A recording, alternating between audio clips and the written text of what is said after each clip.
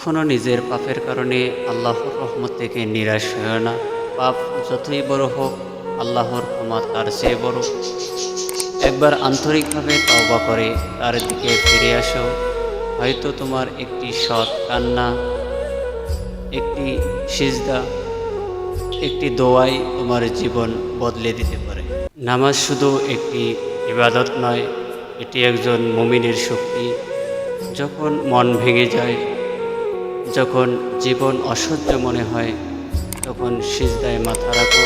কারণ যে হৃদয় আল্লাহর সামনে নত হয়, সে হৃদয় কখনো সত্যিকারের পরাজিত হয় না। রাত যত গভীর হয়, ফজর তত কাছে আসে। ঠিক তেমনি জীবনের কষ্ট যতই কঠিন হোক না কেন, আল্লাহর পক্ষ থেকে স্বস্তি অবশ্যই আসবে। তাই ধৈর্য ধরো, দোয়া করো এবং আল্লাহর সিদ্ধান্তের উপর সন্তুষ্ট থাক। এক সময় আমরা যা চাই তা পাই না, কিন্তু আল্লাহ সবসময় আমাদের জন্য সেটাই নির্ধারণ করেন যা সবচেয়ে উত্তম। তাই দেরি হলেও হতাশ হয়ে না।